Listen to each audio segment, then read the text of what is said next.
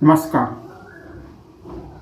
History classes के अंतर्गत मानव की उत्पत्ति या ओरिजिन ऑफ ह्यूमन बीइंग का क्लास चल रहा था। इसके अंतर्गत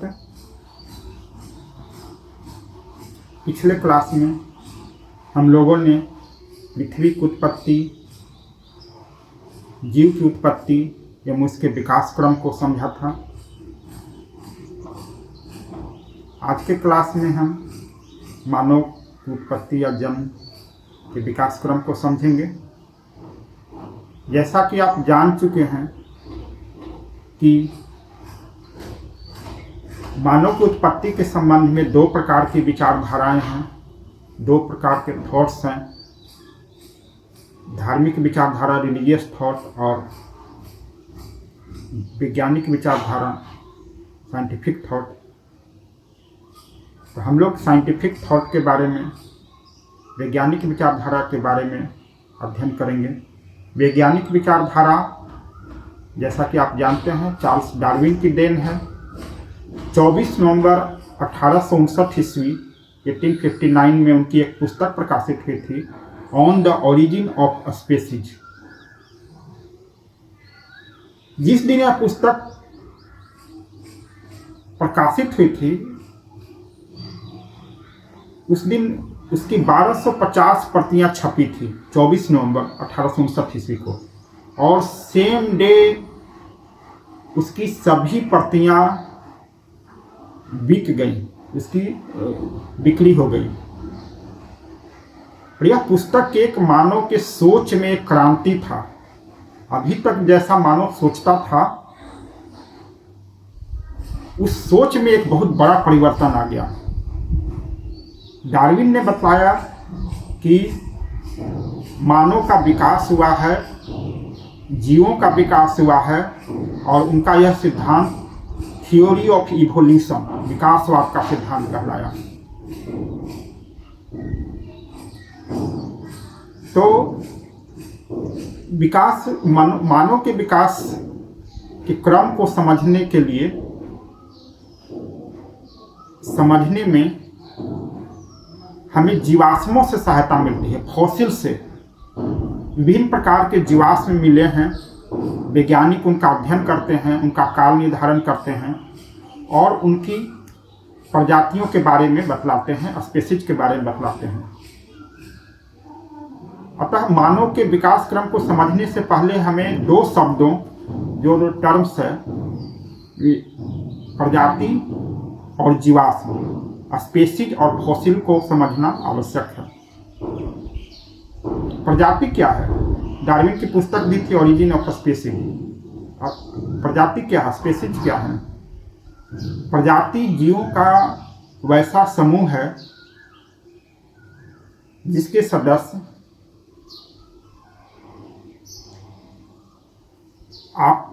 अपने जैसे जीवों की उत्पन्न करने की क्षमता रखते हैं, और उनके बच्चे भी अपने जैसे जीव उत्पन्न कर सकते हैं।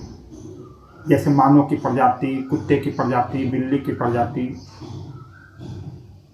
घोड़े की प्रजाति, इसके नर मादा आपस में मिलकर बच्चे पैदा कर सकते हैं, और उनके बच्चे भी आगे बच्चे पैदा कर सकते हैं। उनमें प्रजनन क्षमता होती है। एक प्रजाति के सदस्य दूसरे प्रजाति के सदस्यों के साथ मिलकर बच्चे पैदा नहीं कर सकते हैं। इसके संबंध में वैज्ञानिक रिसर्च हुआ है, साइंटिफिक रिसर्च हुआ है। यदि बच्चा पैदा हो भी जाता है तो उनमें बच्चे उत्पन्न करने की क्षमता नहीं होती है। तो फर्टाइल ऑफस्प्रिंग होना चाहिए, मतलब उनमें भी बच्चे उत्पन्न करने की क्षमता होनी चाहिए। यहीं पर डार्विन के विकासवाद को चुनौती मिलती है कि एक प्रजाति जब दूसरे प्रजाति के सदस्य के साथ मिलकर बच्चे नहीं पैदा कर सकते हैं, जैसे बंदर की प्रजाति घोड़े की प्रजाति के साथ नहीं पैदा कर सकते हैं, तो एक नया प्रजाति कैसे विकसित होगा? इस संबंध में डार्विन को विकासवाद के सिद्धांत को चुनौती मिलती है, और लोग कहते हैं कि नहीं, प्रजाति का विकास नहीं हुआ है, प्रजाति शुरू से ही सबकी अलग अलग प्रजातियां थी। खैर, हम लोग इसको विचारधारा है, लेकिन अभी तो हमें डार्विन के विकासवाद को ही पढ़ना है।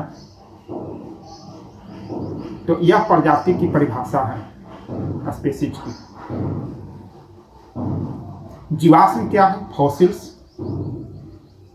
जीवाश्म मानव, पशुओं, एनिमल्स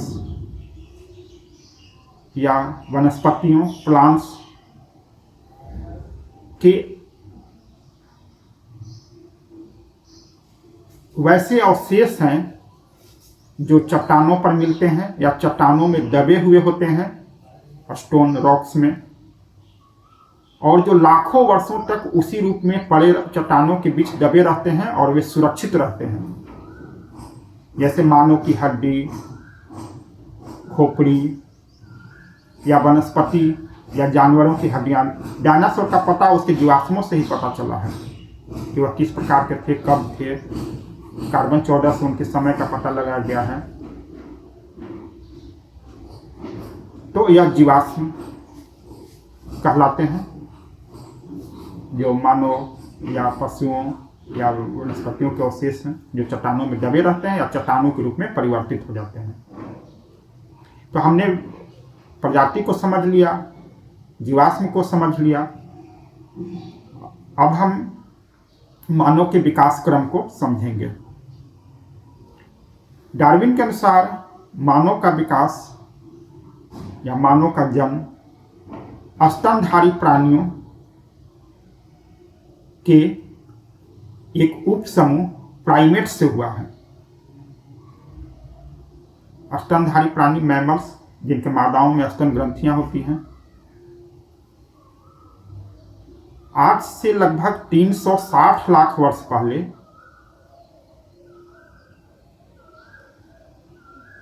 मैमल्स में, स्तनधारी प्राणियों में एक उपसमूह विकसित हुआ जिसे प्राइमेट्स कहा जाता है, आज से 360 लाख वर्ष पहले।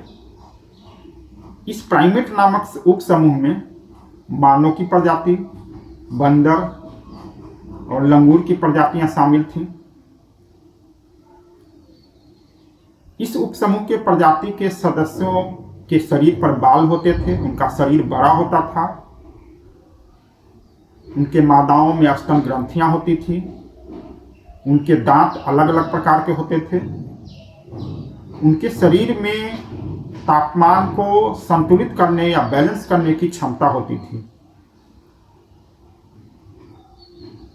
इस प्रकार के प्रजाति का विकास सर्वप्रथम एशिया और अफ्रीका में हुआ था, आज से 360 लाख वर्ष पहले।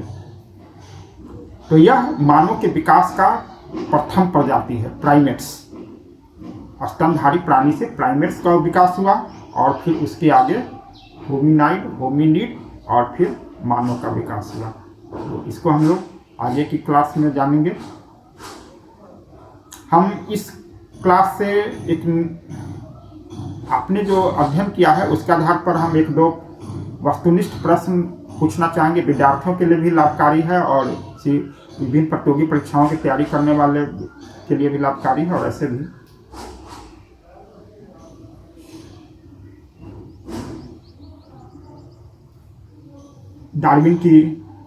चार्ल्स डार्विन की पुस्तक का क्या नाम था और उनकी पुस्तक जो थी वह कब प्रकाशित हुई? विकासवाद का सिद्धांत किसने दिया था? प्राइमेट्स नामक प्रजाति का विकास वैज्ञानिकों के अनुसार कब हुआ था?